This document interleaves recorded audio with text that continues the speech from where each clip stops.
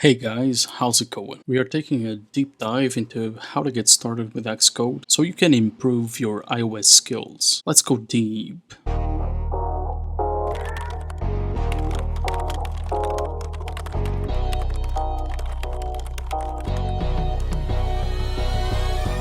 Now, in this video, we are looking at how to take advantage of Xcode source control. In case you don't know, source control is a way to keep track of changes on your code, and it is a very common tool in programming companies to allow several developers to work on a single project at the same time. Even if you are developing an iOS app by yourself, source control will be able to implement any changes you want and still keep track of your past versions of the source code in case you don't want to keep those changes. If you want to go deeper on source control, let me know in the comments section below and I will consider a new series based on the subject. To implement source control on Xcode, create a new project, or you can even clone an existing project. Let's create new Xcode project, single view app, give it a name, and when you reach the Save Project screen, check the Source Control box. For this checkbox to be activated, you need to have an account on Xcode, and to do that, you can go to Xcode, Preferences, Accounts, and in Accounts, you can add your source control platform of preference like Bitbucket, GitHub, GitLab,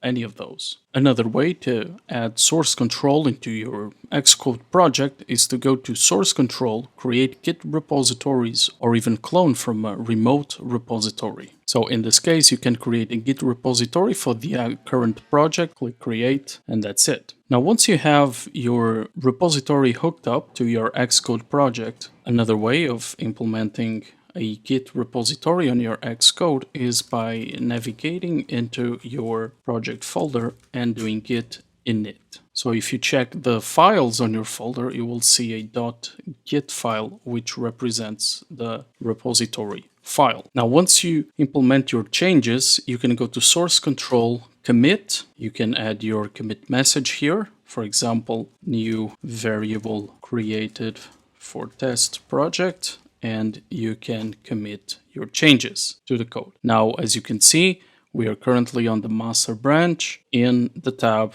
source control. As you create code, this blue section is telling you where you have new uncommitted changes. As you implement changes on your code, you will see the blue section and also a M on your file that hasn't been committed yet. This is a local repository which is only available on your Mac. If you want to create a remote repository, so your code is accessible on other machines or backed up on the cloud, for instance, go to the second tab on the left that says Source Control. Click on the drop-down arrow, go to Remotes, and create Source Control Remote.